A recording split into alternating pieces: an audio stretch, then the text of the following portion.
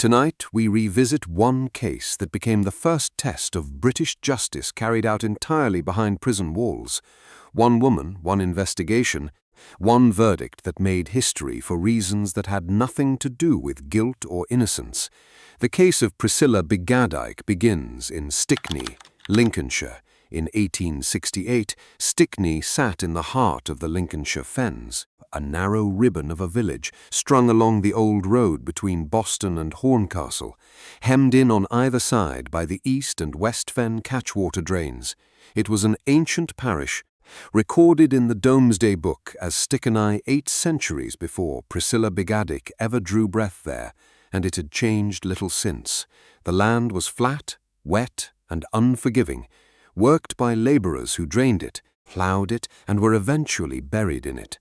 Most families in Stickney lived in cottages of 1 or 2 rooms, supplementing whatever wage the fields or the fens provided with whatever a spare bed and a few shillings a week could bring in. In the 1 bedroom of the Biggadike cottage stood 2 beds, set scarcely 15 inches apart. 4 adults slept within arm's reach of one another every night through the whole of that autumn. It was an arrangement common enough among the rural poor that no neighbour thought to remark on it. It would not remain unremarkable for long. Richard Biggadike was 35 years old in the autumn of 1868, a well sinker by trade, the kind of work that demanded a strong back and a tolerance for descending into the dark for wages that barely covered rent and bread. He had married Priscilla, born Priscilla Wiley in the nearby village of Gedney in 1855, a marriage typical of 2 Fenland families with little to offer one another but labour and survival. 13 years had followed, 13 years of harvests, fen drainage work, and the slow arithmetic of feeding a growing household on a labourer's wage. 3 children had come from that marriage, the youngest still an infant that summer. Richard was, by every surviving account, an ordinary working man, not wealthy, not cruel, not remarkable in any way history usually bothers to record. He left for work before the lodgers rose. Descending shafts other men were too cautious or too unskilled to sink, and he came home each evening expecting his tea waiting on the table. He was, like most husbands of his class and era, a man who noticed things slowly and then could not stop noticing them. What he had begun to notice through that summer was his wife and one of their 2 lodgers growing closer than a landlady and her tenant had any business growing. The Biggadikes kept 2 lodgers under that single low roof, Thomas Proctor, a 30-year-old labourer, and George Ironmonger, a 21-year-old fisherman. Money was money, and in a fen village a cottage with 2 extra wages coming in fed more mouths than one with none. But proximity has its own arithmetic, and in a 2-room cottage with beds 15 inches apart, proximity was the one thing this household had in surplus. When the newest baby arrived, Richard did the sum himself and confronted his wife. Priscilla offered him 4 words in return. Well, it is mine. It was not a denial. It was barely even a defence. Whatever Richard believed after that exchange, he kept working, kept coming home, kept eating what his wife put in front of him. He had no reason yet to do anything else. If you find value in stories preserved this way, consider liking the video and subscribing to the channel, and let me know in the comments where you are listening from. Now, back to the record. Wednesday, the 30th of September 1868, began like any other day in that cottage. Richard rose, went to his work, and returned in the evening expecting what he always expected, tea, and whatever his wife had managed from the larder. That evening, Priscilla had baked shortcake. She set it before him with his tea, the same domestic ritual repeated thousands of times in thousands of Fenland cottages that very week. Within minutes, Richard Biggadike was violently, uncontrollably ill. What followed was 11 hours of agony, vomiting that would not stop, cramping that doubled a grown man over in his own bed. At some point in that long night, still conscious enough to speak, he told whoever was near him, "I can't live long in this state." He was right. Richard Biggadike died at approximately 6 o'clock the following morning, the 1st of October, in the same small cottage where he had eaten his last meal less than 12 hours before. The local doctor, summoned too late to do more than confirm what was already plain, recorded the cause as food poisoning and moved on to his next patient. For a working man's sudden death in a fen village, that diagnosis might easily have stood as the last word on the matter. It did not. A post-mortem examination followed, and what it found changed everything. Arsenic, not a trace from contaminated flour or spoiled meat, but enough to account for every hour of Richard's suffering. A fen labourer's quiet death by illness had become a fen labourer's murder, and in a household this small, the list of people who could have done it numbered exactly 4. Consider how easily that arsenic came to sit in the Biggadike cottage at all. 1868 was the same year Parliament passed the Pharmacy Act, the first serious attempt to regulate who could sell poison, and to whom, a direct response to decades of arsenic sitting on shelves in ordinary cottages, marketed openly as rat killer and mouse powder. The law arrived too late to help Richard Biggadike. In village after village across England, women like Priscilla kept a tin of it within reach of the kitchen, the same way they kept flour and salt, because vermin were a daily fact of fen life, and arsenic was cheap, effective, and entirely unremarkable to buy. The same substance that made her household functional made her, the moment her husband died, instantly and permanently suspect. What the authorities did with that list of 4 people decided not just who would hang for this murder, but who history would remember as a poisoner, and who would live another 40, 50, 60 years carrying a secret no one ever made him answer for.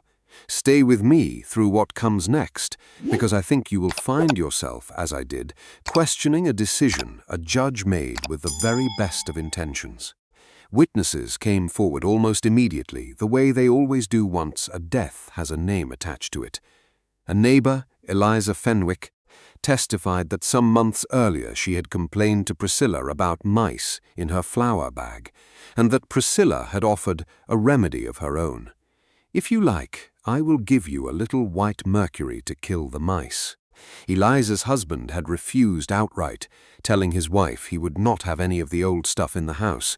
It was a small, domestic, almost forgettable exchange. Within weeks it became a cent plank of the case against Priscilla Biggadike, proof that arsenic in one form or another had a known place in her hands. Priscilla offered an explanation of her own, and it pointed directly at the lodger sharing that 15-inch gap between the beds.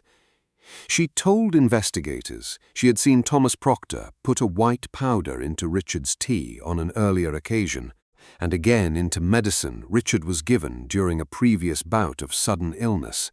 If true, this was not the first attempt on Richard Biggadike's life. It meant Proctor had tried, failed, and tried again until it worked. Both Priscilla and Thomas Proctor were arrested on suspicion of murder. For a brief, uncertain window, in October of 1868, it remained an open question which of them, or whether both of them together, would stand trial for Richard Biggadike's death. Mr. Justice Byles, presiding at the preliminary stage, made a decision that would echo for more than a century. The evidence against Proctor, he ruled, rested entirely on Priscilla's own accusations, uncorroborated, unsupported by any independent witness, too thin to put a man on trial for his life. Byles recommended to the grand jury that the charge against Proctor be dismissed, reasoning that the option to try him later would remain open should new evidence ever surface. On paper, it was a careful judge protecting the principle that a man should not hang on an accusation alone. Priscilla received no such caution. She stood trial alone at the Lincolnshire Winter Assizes in early December 1868, the proceedings lasting 7 hours from opening to verdict.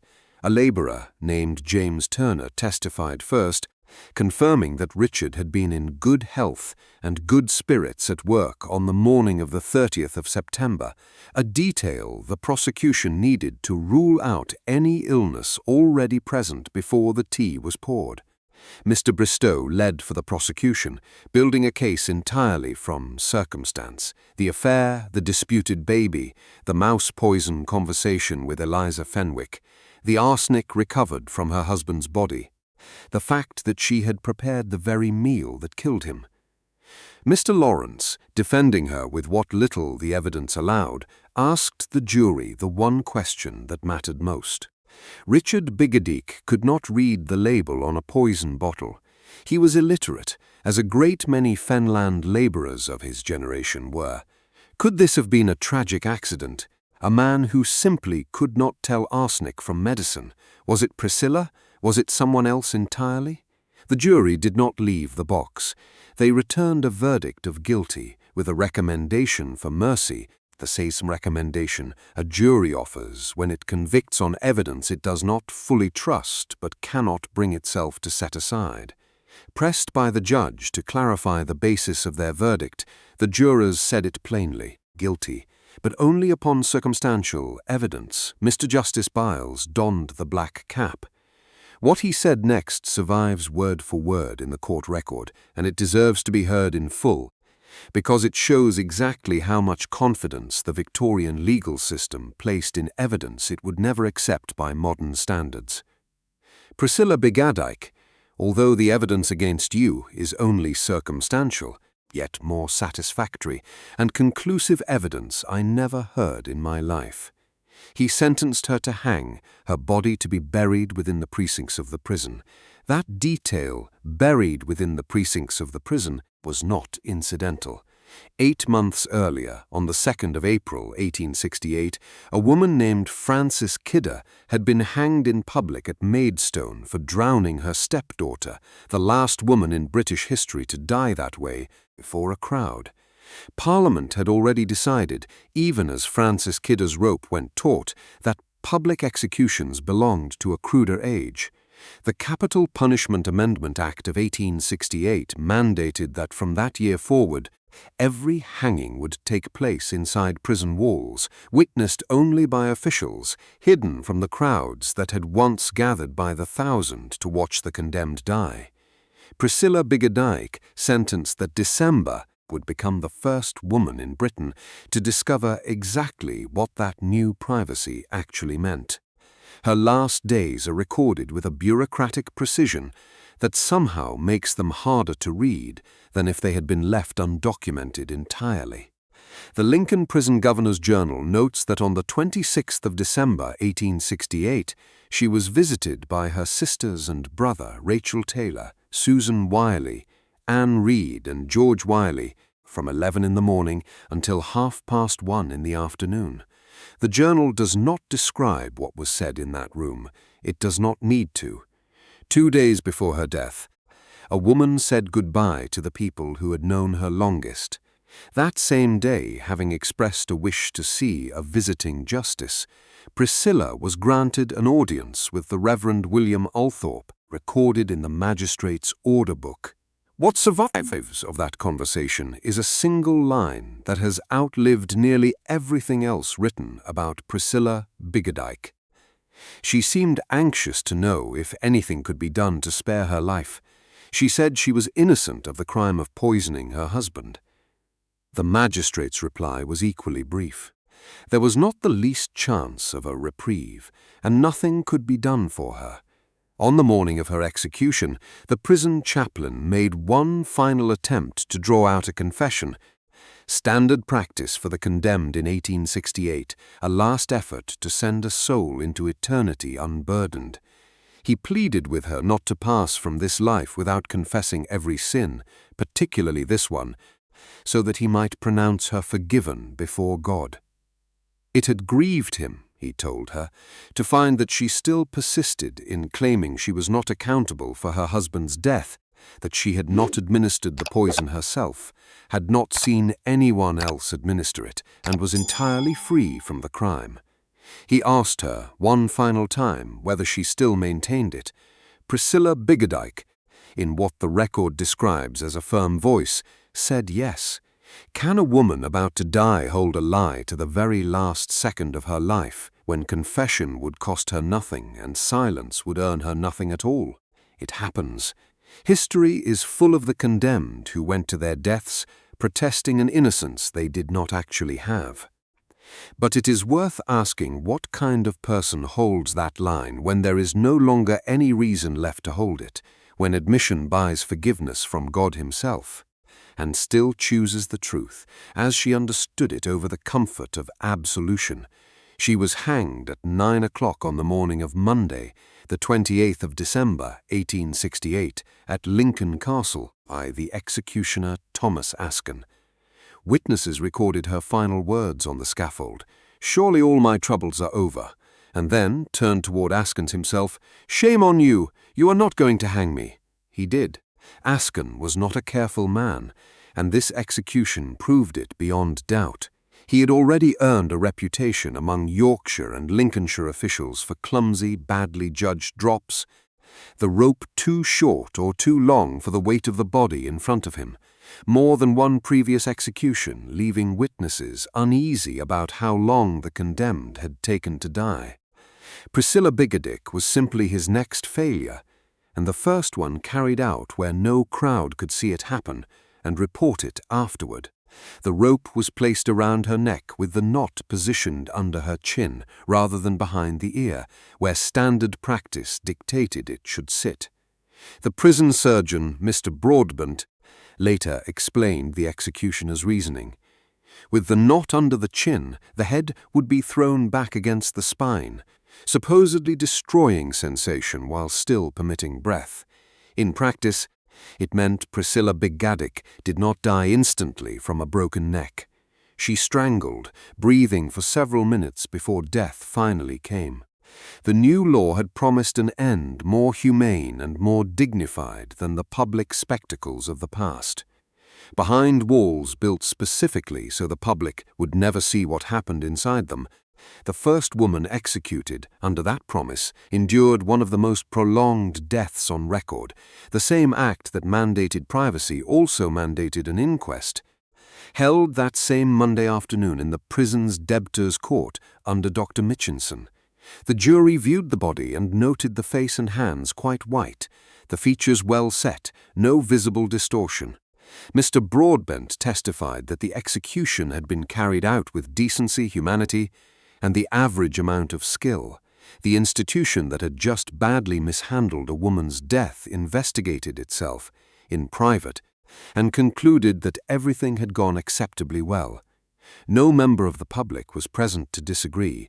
The failure was not lost on the men who oversaw it. Within 4 years, Lincolnshire officials replaced Thomas Askin with a Horncastle cobbler named William Marwood, who had spent his spare hours studying the precise mathematics of rope, weight, and distance needed to break a neck cleanly and instantly. Marwood would go on to revolutionize British execution practice, building his reputation on the very gallows where Priscilla Biggadike had strangled to death because the man before him did not understand the work he had been given. Her execution did not simply end a life. It exposed an entire profession's incompetence, hidden, exactly as the new law intended, from anyone who might have objected in time to stop it. She was buried within the prison precincts, as her sentence had specified, in what is known today as the Lucy Tower at Lincoln Castle, a small walled garden, where the executed of that era still lie beneath a quiet lawn, most marked by nothing more than a stone bearing initials. 3 children lost both parents inside the same 3 months. Their father died choking on his own poisoned blood in a Fenland cottage at the start of October. Their mother died strangling slowly on a Lincoln scaffold at the end of December. No surviving record names who took them in, whether it was Priscilla's siblings, who had sat with her on the 26th of December, or Richard's own family, or the parish itself. History recorded the trial, the verdict, the execution, and the inquest in meticulous bureaucratic detail. It did not think to record what became of 3 children whose entire family had been erased by a teapot of arsenic and a court that needed someone to answer for it. What happened years later is the detail that, for me, changes everything about how this case ought to be remembered. Thomas Proctor, the lodger whose charges had been quietly set aside in October of 1868, so he might be tried later if new evidence emerged, lived on. He worked, presumably married, presumably grew old the way men who escape the gallows generally do. And at some point in the years that followed, on his deathbed, with nothing left to protect and nothing left to lose, Thomas Proctor confessed. He told whoever was present that he alone had poisoned Richard Biggadike. New evidence had finally emerged, exactly as Mr. Justice Byles had once allowed for. It arrived decades too late to matter to anyone except a dead woman's reputation. What does it tell you about a justice system when a confession can change everything and change nothing at the same time? Thomas Proctor was never retried because there was no longer a living defendant facing a charge and no living victim left to seek justice for. The option the courts had so carefully preserved simply expired, unused, the moment it became inconvenient to reopen a case already closed and a sentence already carried out in full. There is genuine historical dispute about what became of Priscilla Biggadike's reputation once Proctor's confession surfaced. Some accounts describe a posthumous pardon, a formal acknowledgement that the Crown had executed an innocent woman. Researchers who have spent years inside the Lincoln Governor's Journal and the original trial documents have found no official pardon recorded anywhere in the archive. What exists instead is something quieter, and in its way more damning, a documented miscarriage of justice the system itself never formally corrected. Only the historical record, slowly and unofficially, came to acknowledge it on its own. If this case has stayed with you the way it has stayed with me, tell me in the comments, what unsettles you most about it? The trial, the execution, or the 40 years of silence that followed? I read every one of them. Priscilla Biggadike was not the last woman Lincolnshire hanged for poisoning a husband. 16 years later, in 1884, a woman named Mary Leffley went to the same gallows at Lincoln for lacing her husband's pudding with arsenic, and she is reported to have known of Priscilla's case, to have known her as the county's last notorious poisoner before her. "They are hanging me for my past," Leffley reportedly cried as she was dragged toward the rope. Whatever she meant by it, Lincolnshire had, within a single generation, hanged 2 women for poisoning their husbands on evidence that history would later treat with deep suspicion. The county did not learn from its first mistake. It simply repeated the shape of it. Stickney still stands today, much as it did in 1868, a quiet fenland village along the A16, population just over 1,000. Its parish church of St. Luke, standing on the same ground it has occupied since the 13th century. In 2012, the village's primary school produced a musical about Priscilla Biggadike's case in collaboration with the BBC, a small act of local memory for a woman the official record had otherwise let fade. It remains, as far as anyone can document, the only public acknowledgement Stickney has ever made of its most famous resident. The physical record of her case still exists. The Lincoln Prison Governor's Journal, the magistrate's order book, the trial transcript, the surgeon's inquest testimony, all of it sits today in archive boxes in Lincolnshire, available to anyone who wants to read. In a clerk's careful Victorian hand, the precise hour a woman who said she was innocent was visited by her siblings for the last time. Priscilla Willie Biggadike was 35 years old when she died. She insisted on her innocence to a chaplain who offered her forgiveness in exchange for a lie, and she refused the trade. We will likely never know with absolute certainty what she knew, when she knew it, or why she stayed silent about Proctor's earlier attempts until it was already too late to save her husband.